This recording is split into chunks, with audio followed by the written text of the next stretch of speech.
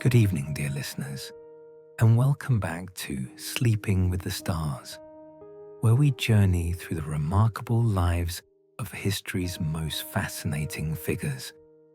I'm your host, and tonight we invite you to close your eyes and drift alongside one of history's most misunderstood and tragic queens.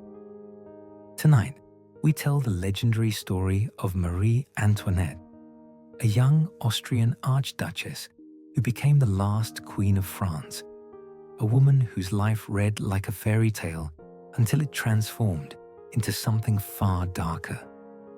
Born into privilege and power, she would dance through the glittering halls of Versailles, only to face the guillotine at just 37 years old. Her story is one of transformation, from a carefree princess to a devoted mother, from a symbol of royal excess to a scapegoat for a nation's rage. It's a tale of love found in an arranged marriage, of finding joy in motherhood, and of facing unimaginable adversity with quiet dignity.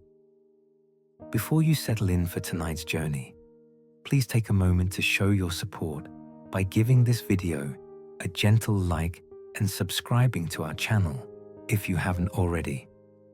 We'd love to hear from you in the comments. Let us know where in the world you're listening from and what time it is where you are. There's something wonderfully comforting about knowing we're all sharing this quiet moment together, no matter the distance between us. If you have suggestions for future biographical journeys you'd like us to explore, please share those thoughts as well. Now, as you prepare for rest, dim those lights, nestle into your most comfortable position.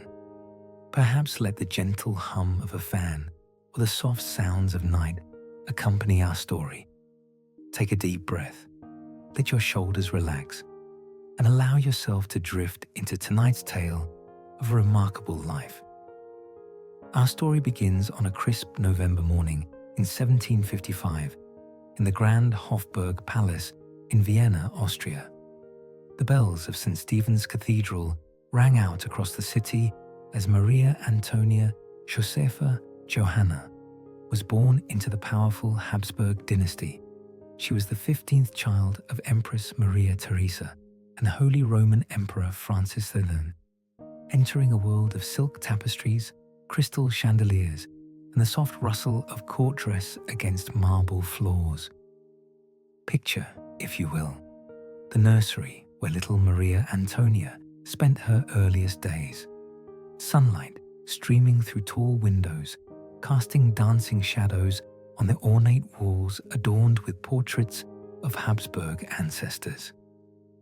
The air would have been filled with the gentle sounds of her many siblings playing in the corridors, their laughter echoing through the palace chambers like music. From her very first breath, Maria Antonia was destined for greatness, though not in the way she might have imagined as a child. Her mother, the formidable Empress Maria Theresa, was already considering political alliances that would secure the Habsburg legacy. Even as Maria Antonia took her first steps across the polished floors of the palace, her future was being carefully orchestrated in the diplomatic chambers of Europe. The young archduchess grew up surrounded by luxury, yet her childhood was not without structure and learning. Her days began early with lessons in French, Italian, and history, though she showed more enthusiasm for music and dancing than for academic pursuits. Imagine her small fingers moving across the keys of a harpsichord, the melody floating through the palace halls, or picture her graceful movements as she learned the intricate steps of court dances, her silk slippers whispering against the floor. Maria Antonia's personality began to bloom during these formative years. She was spirited and charming, with a natural vivacity that drew people to her like moths to a flame. Her laugh was described as musical, her smile radiant, and her eyes sparkled with mischief and joy. She had a particular fondness for flowers, often wandering through the palace gardens, breathing in the scent of roses and jasmine, her hands gently touching the petals as she passed. The young Archduchess also developed a love for animals during these peaceful years. She kept small dogs as companions, and they would follow her through the palace corridors, their tiny paws pattering on the marble floors. These simple pleasures, the warmth of sunlight through a window, the soft fur of a beloved pet, the satisfaction of mastering a new piece of music, would become precious memories in the years to come. As Maria Antonia approached her teenage years, whispers of her future began to reach her ears. The great game of European politics was already drawing her into its web. Her mother, Empress Maria Theresa, was negotiating a marriage alliance that would change the course of history and transform the carefree Austrian Archduchess into the future Queen of France. The negotiations were delicate and complex, involving not just the Habsburg and Bourbon dynasties, but the very balance of power in Europe. Picture the diplomatic meetings in candlelit chambers, the rustle of parchment as treaties were drafted and redrafted, the careful weighing of words that would determine the fate of nations, and of one young girl who was about to leave everything she had ever known. In 1770, at the age of 14, Maria Antonia's transformation began. The marriage contract was signed, and suddenly, the Austrian Archduchess was preparing to become the Dauphin of France, the wife of the future Louis XVI. The preparations were elaborate and symbolic.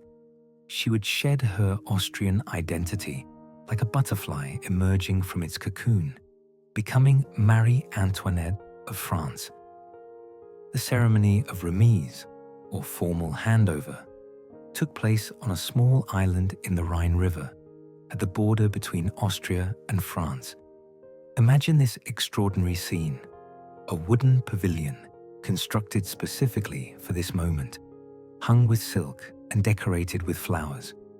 On one side stood representatives of Austria, on the other, those of France, and in the center, a young girl who was about to lose everything familiar and step into an entirely new life. Maria Antonia entered the pavilion as an Austrian Archduchess and emerged as Marie Antoinette, Dauphine of France. Even her clothes were changed in this symbolic ritual. Her Austrian dress was removed and replaced with French garments, as if her very identity was being rewoven before the watching eyes of two kingdoms. The weight of this transformation, the profound loneliness of leaving behind everything and everyone she had ever known, must have settled on her young shoulders like a heavy cloak. The journey to Versailles was a procession of wonder and apprehension. Picture the elaborate carriages rolling through the French countryside, the young Marie Antoinette gazing out at landscapes that would now be her home.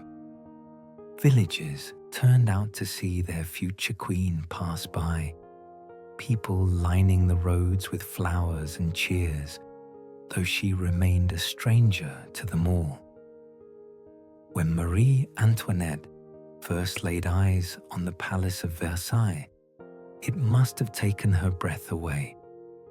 Even having grown up in the grandeur of the Hofburg, nothing could have prepared her for the sheer magnificence of Louis XIV's creation. The palace stretched endlessly before her, its golden facade catching the late afternoon sun, its countless windows reflecting the sky like mirrors.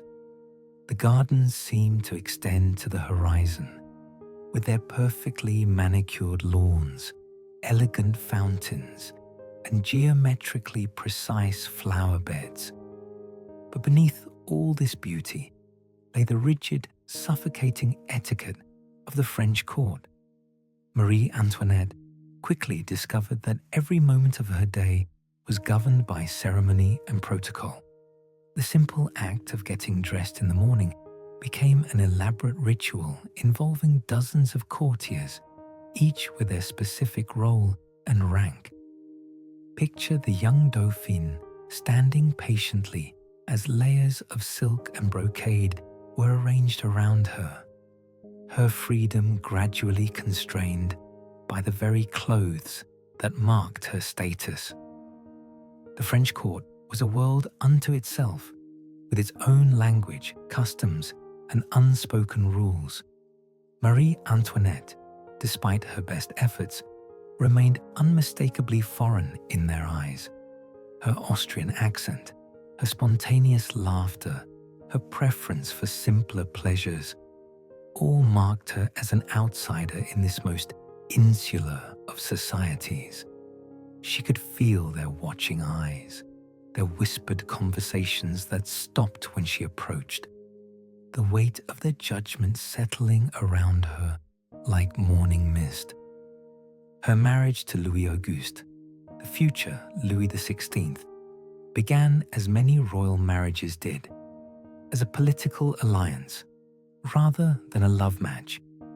The young Dauphin was awkward and shy, preferring his workshop and his books to the glittering social life of the court.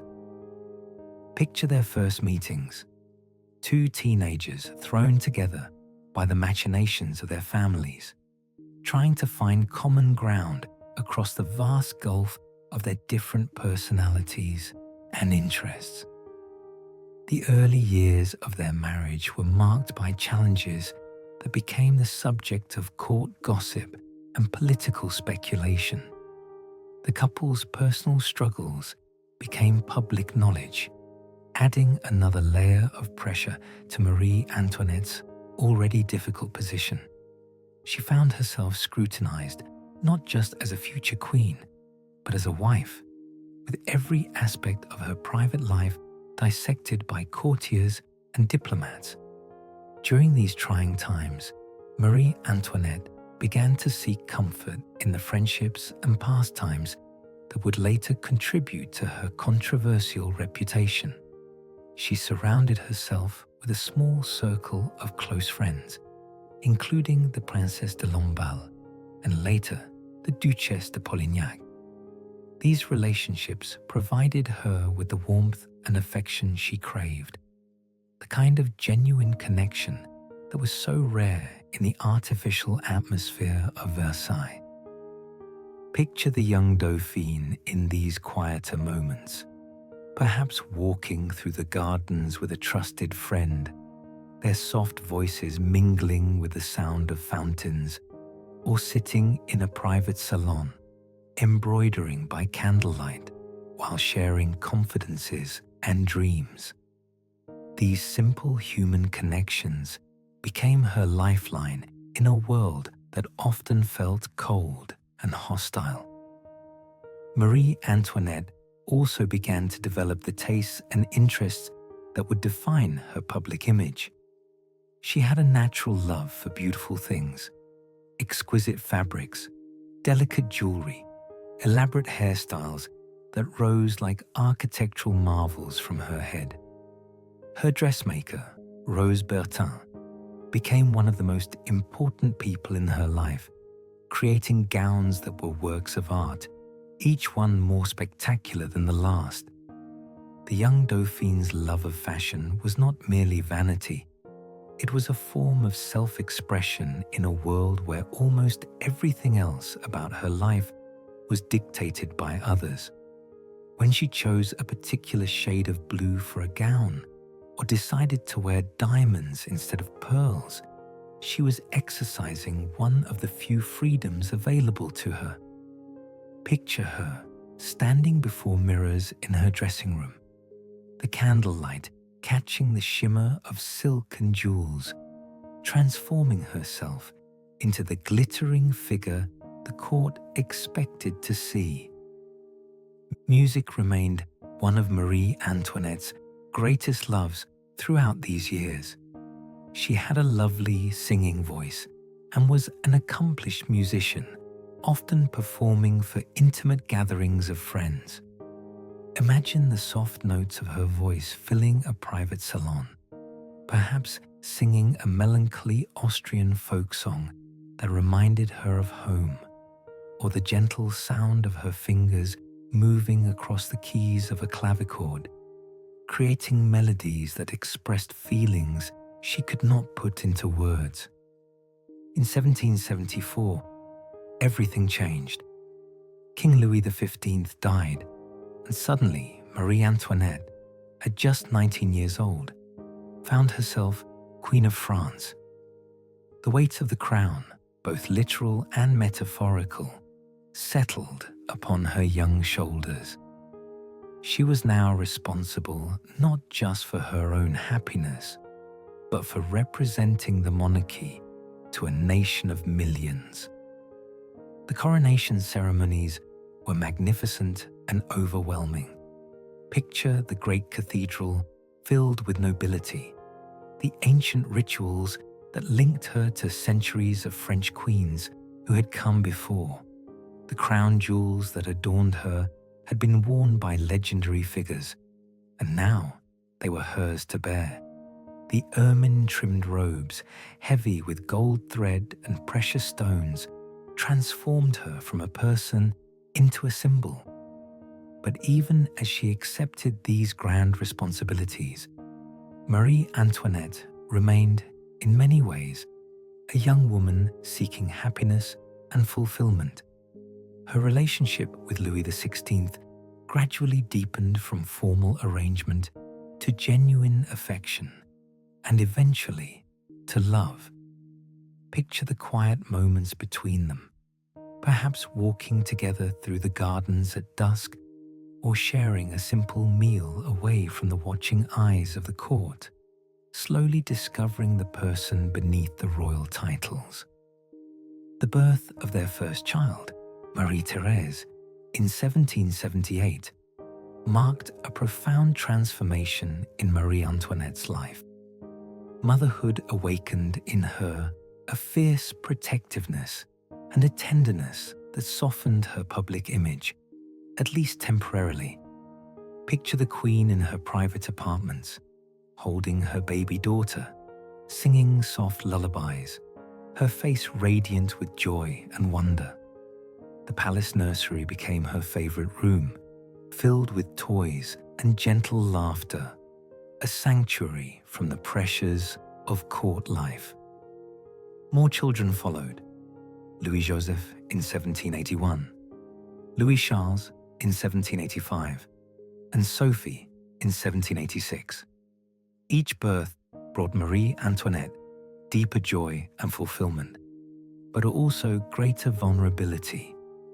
She poured her love into these children, determined to give them the warmth and affection that had been so carefully regulated in her own childhood. Picture family scenes in the private apartments, the queen on the floor playing with her children, reading them stories, or walking with them in the gardens while they chased butterflies and picked flowers. To escape the suffocating atmosphere of Versailles, Marie Antoinette created her own private world at the Petit Trianon, a small chateau that Louis XVI gave her as a personal retreat. Here, she could live more simply, away from the rigid etiquette that governed every moment at the main palace. Picture this intimate estate, elegant but unpretentious rooms, decorated in soft pastels, windows that opened onto carefully designed gardens where she could walk without ceremony or protocol. At the Petit Trianon, Marie Antoinette indulged her love of pastoral life, creating a model farm where she could play at being a simple countrywoman, The Queen's Hamlet, as it became known, was her fantasy of rural simplicity: cottages with thatched roofs, a working farm with sheep and cows, a mill where grain was actually ground. Here, she could milk cows, gather eggs, and tend flowers, finding peace in these simple activities that connected her to the natural world. These innocent pleasures, however, became ammunition for her critics. The French people, struggling with economic hardship and food shortages, saw the Queen's pastoral games as evidence of her disconnect from reality. Every detail of her private life became public knowledge, twisted and exaggerated by pamphlets and gossip. The woman who sought only to find moments of genuine happiness became a symbol of royal excess and frivolity. The diamond necklace affair of 1785 marked a turning point in Marie Antoinette's public reputation. Although she was completely innocent of any wrongdoing, she became associated with a scandal involving a fabulously expensive piece of jewelry and a complex scheme of deception. The details of the affair were so convoluted that the truth became lost in a maze of accusations and counter-accusations, but the Queen's name became permanently linked with the controversy. Picture Marie Antoinette during this period, reading the pamphlets and broadsides that portrayed her as everything from a spendthrift to a foreign spy. The woman who had once delighted in fashion and beautiful things now found that every dress, every jewel, every entertainment was scrutinized and criticized. The joy she had found in life's pleasures was slowly being poisoned by public hatred and suspicion. As the 1780s progressed, the political and economic situation in France grew increasingly desperate. The monarchy faced a severe financial crisis, and the traditional structures of society were beginning to crack under the strain. Marie Antoinette, once concerned primarily with fashion and friendships, found herself drawn into political discussions and decisions that would have far-reaching consequences. The Queen began to take a more active role in governmental affairs, particularly in matters of foreign policy. Her Austrian birth, once merely a source of cultural differences, now became a potential liability as tensions rose between France and other European powers. Every letter she wrote to her family, every conversation with foreign diplomats, was viewed with suspicion by those who saw her as an agent of Austrian interests rather than a Queen of France. Despite the growing pressures, Marie Antoinette continued to find joy in her role as a mother. Her children remained her greatest source of happiness and her strongest motivation to preserve the monarchy they would inherit. Picture quiet evenings in the royal apartments, the Queen helping her daughter with her lessons, reading stories to her youngest son, or simply sitting with her family as candles flickered and the palace grew quiet around them. The tragic death of her eldest son, Louis XVI, in 1789 devastated Marie Antoinette. The 7-year-old Dauphin had been sickly for years, and his death came just as the political situation in France was reaching a crisis point. Picture the Queen in her grief, holding vigil by her son's bedside, her heart breaking even as she tried to maintain the composure expected of a queen. The loss of this child, who'd been the future of the dynasty, seemed to herald darker times ahead. The French Revolution began just months later, and suddenly, Marie Antoinette found herself not just a queen, but a symbol of everything the revolutionaries sought to destroy. The woman who had spent her life trying to find happiness within the constraints of her royal position, now faced the possibility that those very constraints might cost her everything: her crown, her freedom, and ultimately her life. The early days of the revolution brought a strange mixture of hope and fear. Some believed that reform was possible, that the monarchy could adapt to the changing times and emerge stronger. Picture the royal family during this period of uncertainty, gathering for quiet dinners, trying to maintain normal routines even as the world around them transformed, holding on to each other as their familiar world began to crumble. Marie Antoinette watched from the windows of Versailles as crowds gathered in the palace courtyards, their voices growing louder and more demanding with each passing day. The woman who had once been cheered as a beautiful young queen now saw faces filled with anger and hatred when they looked at her. The gardens where she had walked in peace became unsafe. The very halls where she had danced now echoed with the sounds of an increasingly hostile world. The forced move from Versailles to the Tuileries Palace in Paris in October 1789 marked the end of Marie Antoinette's life as she had known it. Picture the royal family's departure from the palace that had been their home. Carriages surrounded by angry crowds, the long journey through hostile territory, the uncertainty of what awaited them in the capital. The Queen looked back at Versailles, knowing she might never see it again, watching as her past life disappeared behind her. At the Tuileries, the royal family lived under virtual house arrest, their every movement watched and restricted. Marie Antoinette, who had once commanded the respect and obedience of thousands of courtiers, now found herself powerless to protect even her own children. Picture her in these constrained circumstances, teaching her daughter to embroider by the limited light allowed them, comforting her young son when he was frightened by the angry crowds outside, trying to maintain dignity and hope when both seemed increasingly impossible. The failed attempt to escape France in June 1791 was perhaps Marie Antoinette's last desperate grasp for the life she had once known. The royal family's flight to Varennes was carefully planned, but ultimately unsuccessful. Picture the tension of that journey, traveling in disguise through the night, the Queen's heart pounding with hope and fear, the growing realization that they had been recognized and would be captured.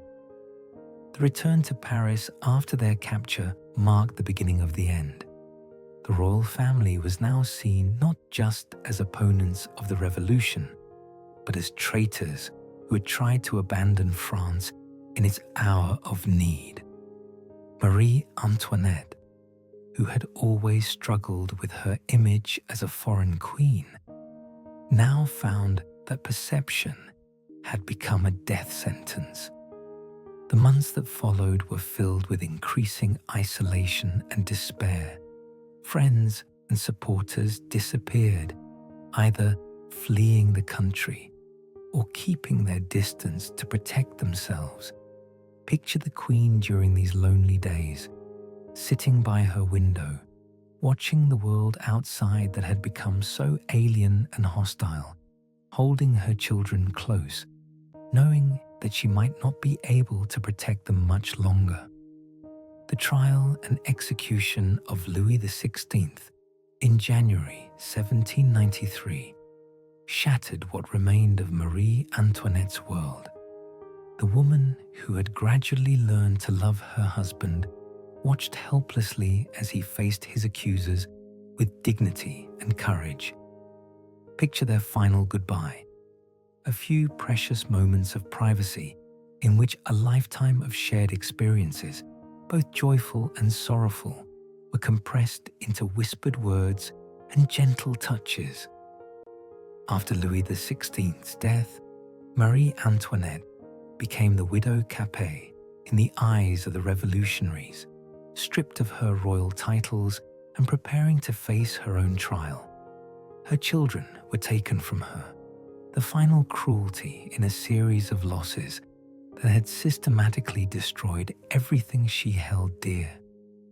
Picture the Queen in her prison cell, alone for the first time in her life, without the children who had been her greatest joy, facing an uncertain and frightening future, with only her faith and inner strength to sustain her. The trial that followed was less a legal proceeding than a political necessity for the revolutionary government. Marie Antoinette faced her accusers with a dignity that surprised even her enemies. Picture her in the courtroom, no longer the glittering Queen of Versailles, but a woman aged by grief and hardship, yet still possessed of the noble bearing that had been trained into her from childhood. Throughout the proceedings, she maintained her innocence of the charges against her, defending not just her own actions, but the memory of her husband and the legitimacy of their reign. The woman who had once been criticized for her frivolity now demonstrated a serious commitment to truth and justice, even in the face of almost certain death. On the morning of October 16th, 1793, Marie Antoinette was awakened before dawn for her execution. Picture these final moments: the former Queen of France dressing carefully in a simple white gown, arranging her hair, preparing to meet her end with the same attention to appearance that had once marked her happiest days. Even facing death, she remained conscious of the dignity expected of a queen. The journey to the scaffold was her final public appearance. Picture the crowds that lined the streets, some jeering and hostile, others silent, and perhaps beginning to question whether this moment represented justice or tragedy. The woman in the cart was no longer the Marie Antoinette of legend, neither the frivolous queen of revolutionary propaganda, nor the glittering figure of Versailles, but simply a human being facing death with remarkable courage. Throughout this final journey, witnesses noted her composure. Despite the hostile crowds and the inevitability of her fate, she maintained the upright posture that had been drilled into her since childhood. Her hands, once adorned with the finest rings and jewels of France, were bound simply, yet she held them with the same grace that had once guided fans and handkerchiefs in the elaborate dances of Versailles. The executioner later recalled her final moments with a mixture of professional detachment and human compassion. Marie Antoinette approached the scaffold with steady steps, her white dress catching the morning light, her grey hair, prematurely aged by grief and hardship, visible beneath her simple cap. The woman who had once taken hours to dress, attended by dozens of ladies-in-waiting, now faced her end in the simplest of garments. Yet somehow this simplicity only enhanced her natural dignity. Marie Antoinette's final words, reportedly an apology to the executioner for accidentally stepping on his foot, revealed the courtesy and consideration that had always been part of her character, even in her darkest hour.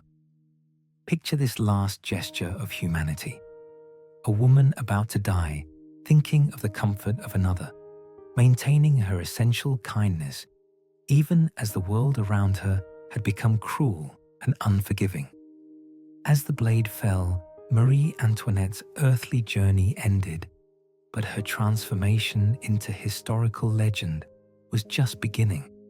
The woman who had struggled to find her place in the world, who had loved her children fiercely, who had tried to create moments of beauty and joy even in the midst of growing darkness, became a symbol interpreted differently by each generation that followed.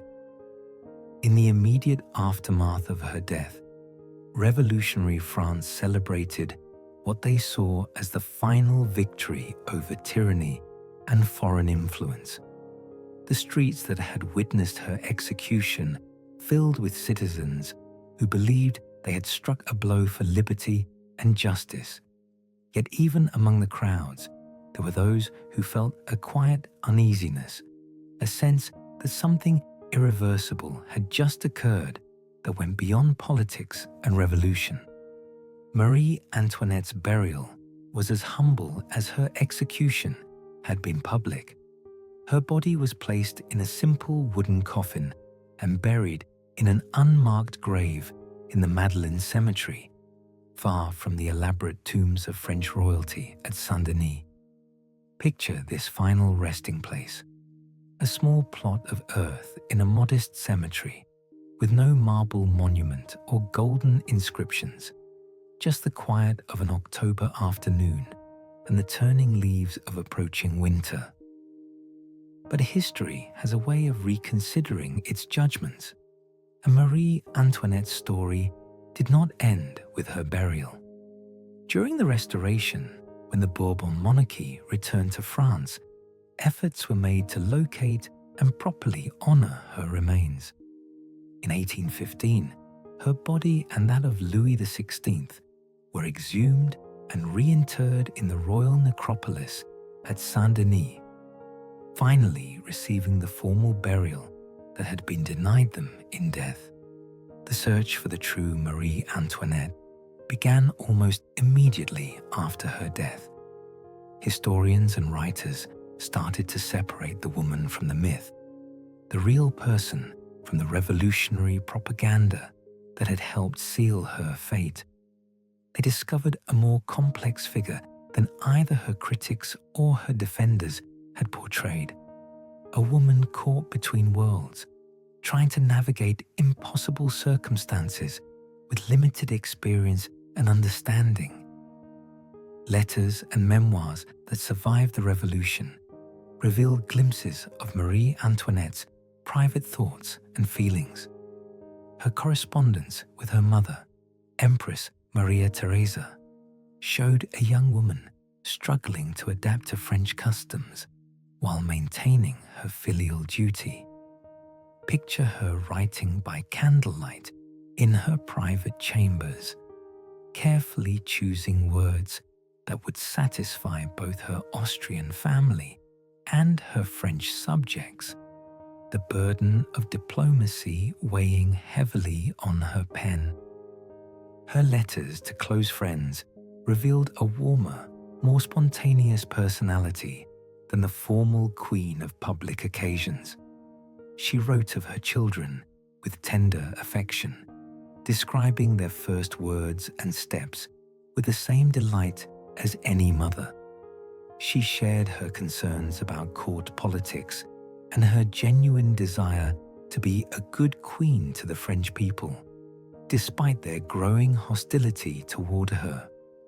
The revolutionary period itself produced another body of writing that allows us to understand Marie Antoinette's final years more completely. Prison guards, court officials, and even some of her accusers left accounts that, when examined carefully, reveal her dignity and courage during her imprisonment. These witnesses spoke of a woman who had been transformed by suffering, who had found strength she never knew she possessed. During her imprisonment in the Temple Tower and later in the Conciergerie, Marie Antoinette displayed remarkable resilience. She maintained a regular routine of prayer and reading, finding comfort in religious devotion that had become increasingly important to her during the darkest days of the Revolution. Picture her in her small cell, kneeling on the cold stone floor, finding solace in familiar prayers learned in the comfortable palace chapel of her youth. She also showed unexpected practical skills, mending her own clothes and caring for herself without the army of servants who had attended her every need at Versailles. The woman who had been criticized for her helplessness and luxury adapted with surprising grace to the harsh realities of prison life. She learned to braid her own hair, to maintain her dignity without the elaborate rituals of royal dress, to find peace in simplicity that she had once sought artificially in her pastoral games at the Petit Trianon. The letters Marie Antoinette wrote during her final imprisonment reveal a woman who had achieved a kind of spiritual clarity through suffering. She forgave her enemies, expressed concern for the future of France, and demonstrated a deep understanding of the political forces that had brought about her downfall. The frivolous young queen of revolutionary caricature had been replaced by a thoughtful, mature woman who faced her fate with remarkable equanimity. Her final letter, written to Madame Elizabeth, Louis XVI's sister, on the morning of her execution, stands as one of the most moving documents of the revolutionary period.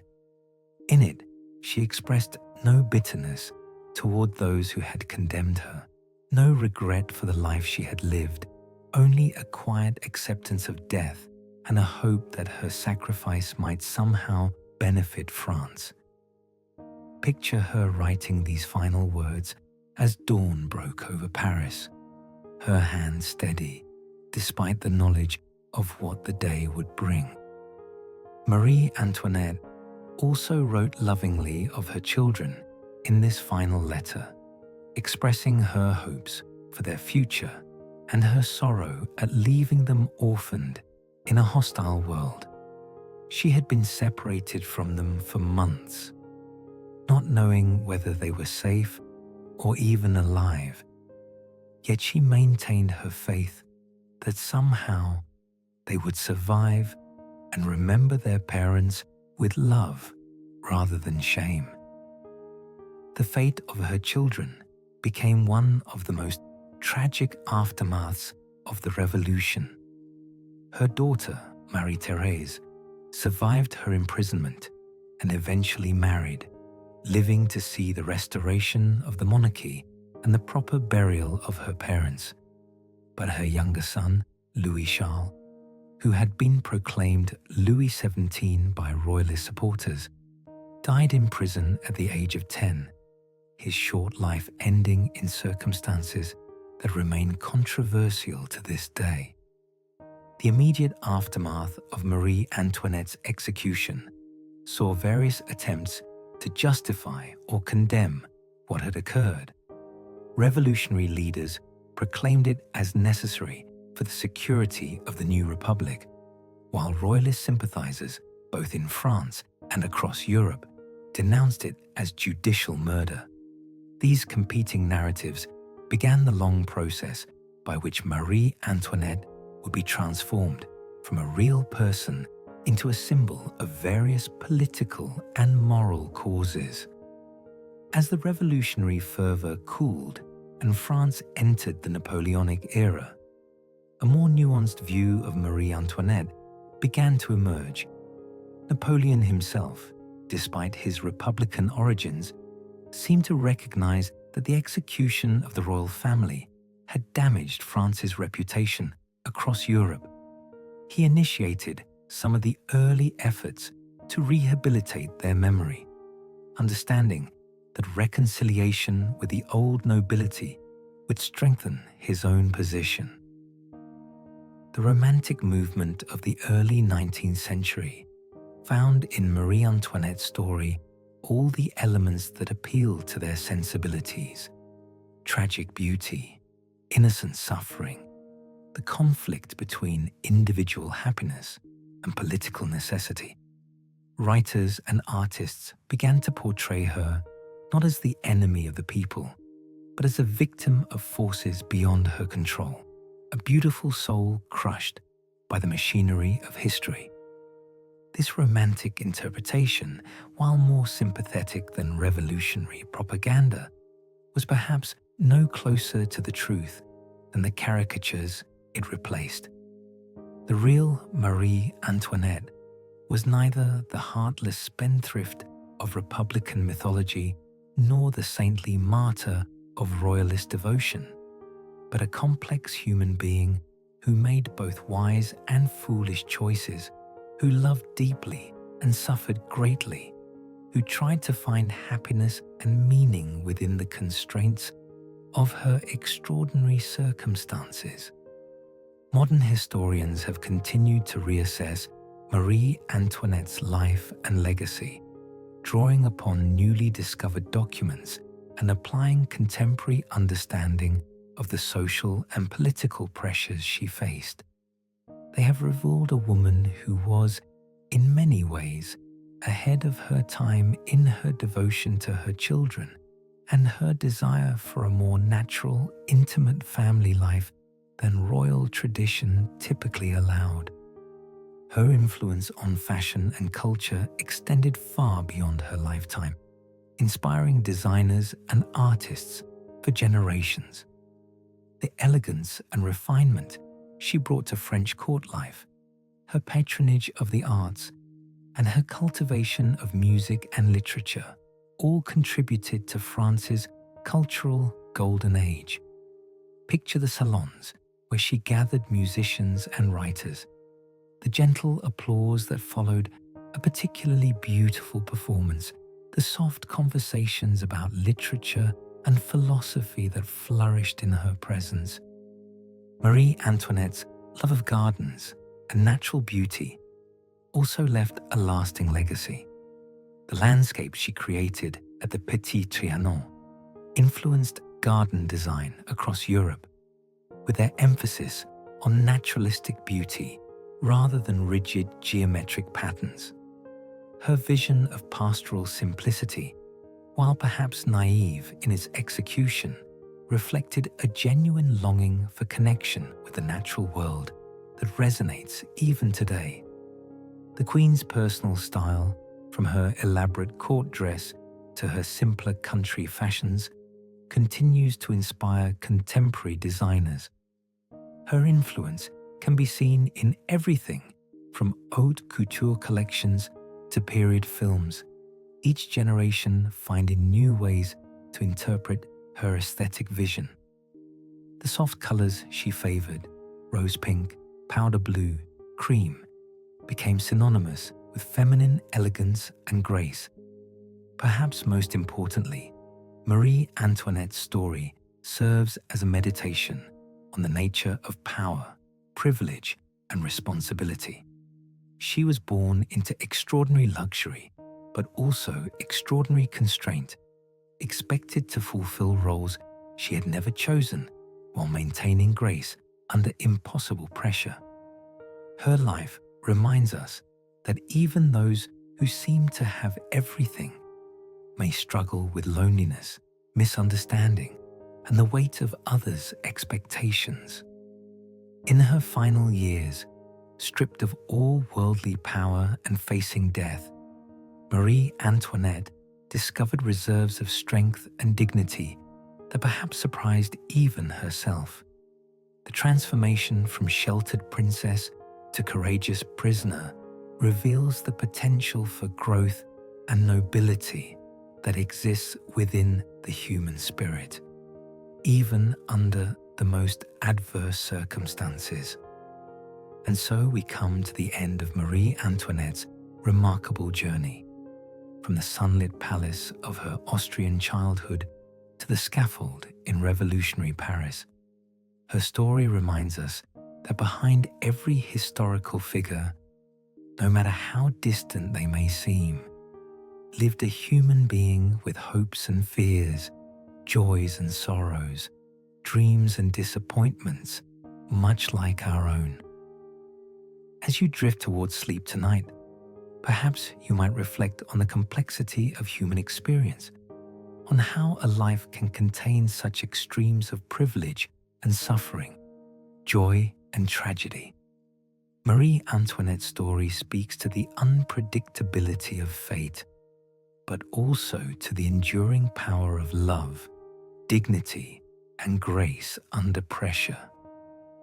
Think of the gardens at Versailles, where she once walked in happiness, the sound of fountains and the scent of roses. Picture the quiet moments with her children, the laughter that once filled palace nurseries, the simple human connections that sustained her through the most difficult times. Remember that even in the darkest circumstances, she maintained her essential humanity, her capacity for kindness, her love for those closest to her.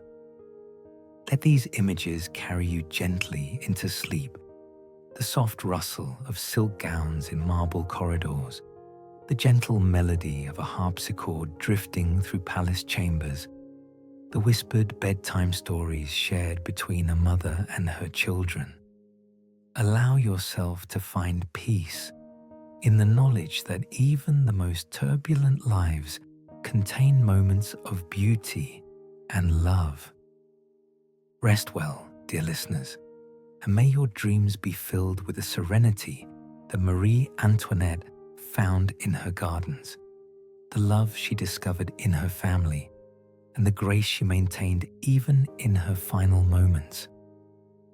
Until we meet again for another journey through the remarkable lives of history's most fascinating figures, sleep peacefully and let the gentle currents of time carry you through the night.